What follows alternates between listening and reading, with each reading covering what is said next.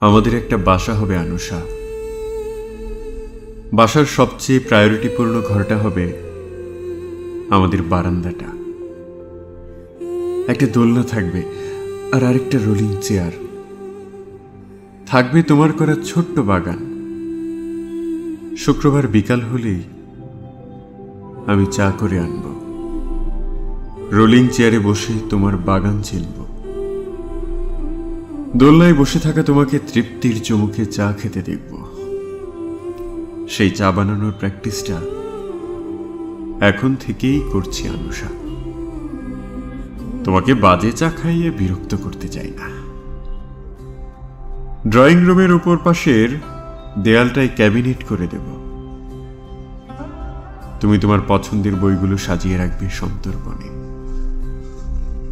দক্ষিণের দিকে একটা বিশাল জানালা করে দেব আনুষা। কথা দিলাম দেব। তুমিও কথা দাও, এই ড্রয়িং রুমে আমাদের যাবতীয় ঝগড়া বিবাদের মীমাংসা হবে। মীমাংসিত সব বিবাদ শেষে পাশাপাশি বসে আমাদের যত প্রিয় সিনেমা একসাথে দেখা হয়নি এই জীবনে সব দেখে ফেলব। তোমাকেও এই জীবনে যত বছর যতটুকু দেখা হয় নাই পুরোটাই দেখে ফেলব। ও আচ্ছা, বলে রাখি, ক্যাবিনেটের এক তাকে আমি মরে যেতে চাইনি যে সকল গান শুনি সে সকল গানের অ্যালবামগুলো রাখব। রুমের এক দেয়ালে থাকবে তোমার আঁকা হাবিজাবির ছবি। ডাইনিং রুমটা থাকবে কিচেনের সাথে অ্যাটাচড। তোমার রান্নার শখ বিধায় তুমি হয়তো বেশিরভাগ সময় রান্না করবে, আমি তখন বসে বসে তোমাকে দেখব। একজন মানুষ যতটা স্বপ্ন চোখে নিয়ে তার পছন্দের কাজগুলো করে, ঠিক ততটাই স্বপ্ন আমি তোমার চোখে দেখতে চাই আনুষা। ঠিক এভাবেই বেঁচে থাকতে চাই।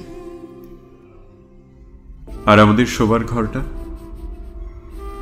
পুরনো ভরপুর নীল রং করে দেব, বিশাল একটা আয়না লাগিয়ে দেব। আমি চাই তুমি রোজ নিজেকে দেখো, দেখে উপলব্ধি করো যে আমি তোমাকে দেখলেই কেন ফেল ফেল করে চেয়ে থাকি। একটা বেড সাইড ল্যাম্প লাগিয়ে দেব। তুমি রাত হলেই ল্যাম্প জ্বালিয়ে তোমার প্রিয় বইয়ের প্রিয় লাইনগুলো পড়ে শোনাবে আমাকে। শেষ বাকি থাকে আমাদের ছাদটা। বুকের মধ্যে মস্ত বড় ছাদ থাকবে, শীতল পাটি বিছিয়ে দেব, সন্ধে হলেই বসবো দুজন। একটা দুটো খুশবি তারা হঠাৎ তোমার চোখের পাতায় তারার চোখের জল গড়াবে, কান্ত কবির গান গাইবে। তখন আমি চুপটি করে দু চোখ ভরে থাকবো যে।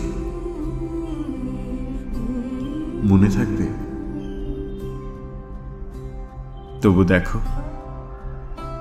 সব স্বপ্ন কেমন স্বপ্নই রয়ে যায়। তুমি যেখানে নেই সেখানে তোমার আমার বাড়ির স্বপ্ন দেখাটা কেবলই বিলাসিতা। তবুও দেখছি, উপলব্ধি করছি, তোমাকে চাইছি আনুষা। আমি মুক্তিটাই শুধু চাইছি। আমি দুহাত বাড়িয়ে আছি, দাঁড়িয়ে বিরোহী প্রতিক্ষণ।